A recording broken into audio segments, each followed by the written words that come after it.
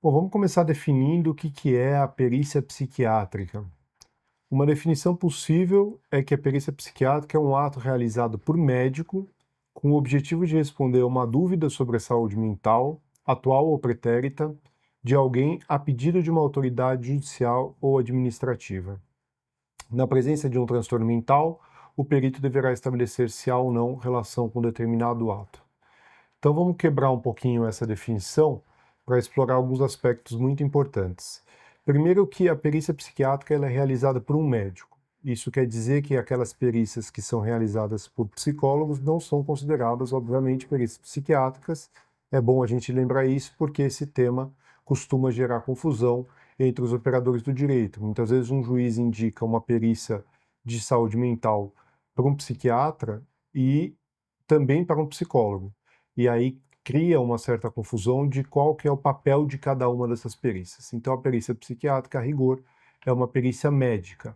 Ela pode ser feita por um médico não psiquiatra, desde que ele se dirija à questão da saúde mental do periciado. E aí a gente vai poder falar um pouco mais sobre as implicações dessa perícia ser feita por alguém que não é especialista na área. Mas vamos avançar um pouquinho na definição. O objetivo de responder uma dúvida sobre a saúde mental atual ou pretérita de alguém. Então essa perícia, ela pode responder tanto a uma questão sobre a saúde de alguém no dia de hoje, quanto a saúde de alguém em um tempo pretérito. Isso é bastante comum, por exemplo, em perícias criminais, onde o periciado é avaliado em relação àquele crime cometido no passado a pedido de uma autoridade judicial ou administrativa. Isso significa que também são consideradas perícias psiquiátricas aquelas feitas dentro dos órgãos administrativos do Estado, da cidade ou da federação. A segunda parte da nossa definição diz que, na presença de um transtorno mental, o perito deverá estabelecer se há ou não relação com determinado ato. Isso é importantíssimo. A gente destaca aqui que, para que o perito se pronuncie sobre a relação entre um transtorno e um ato, precisa haver um transtorno mental.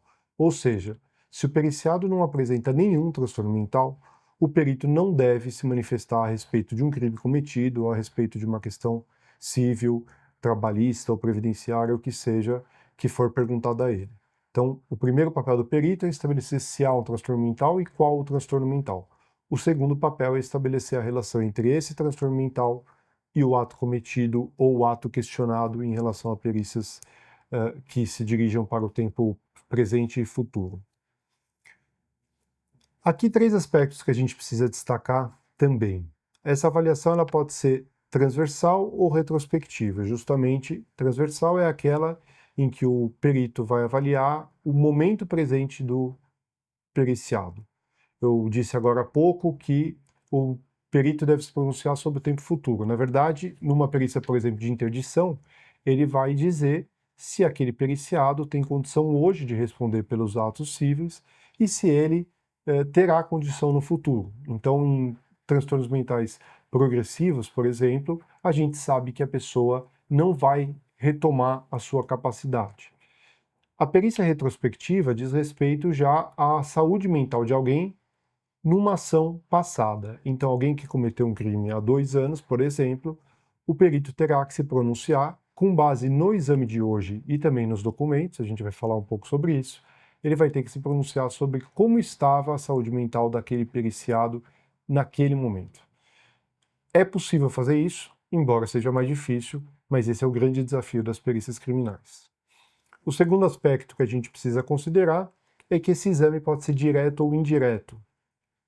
Isso é importante dizer que é uma especificidade da área pericial, porque na clínica médica e na clínica psiquiátrica, um médico não pode se pronunciar sobre a saúde de alguém que ele não viu.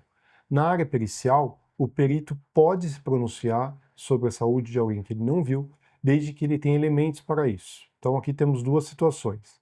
Aquela em que o periciado já faleceu e há uma questão jurídica envolvida no tempo em que ele estava vivo, e aquela em que o periciado não pode ser examinado por algum motivo. Então, o perito deve se ater aos documentos, às entrevistas. É claro que é uma perícia também mais difícil, mas bastante interessante. O perito terá que se pronunciar de forma indireta sobre a saúde daquele periciado. E o terceiro aspecto importante é a gente diferenciar o papel do perito e o papel do assistente técnico. Vocês vão ter uma aula específica sobre isso, porque é muito fundamental que o operador de direito entenda exatamente qual é o papel do perito e qual é o papel do assistente técnico numa perícia.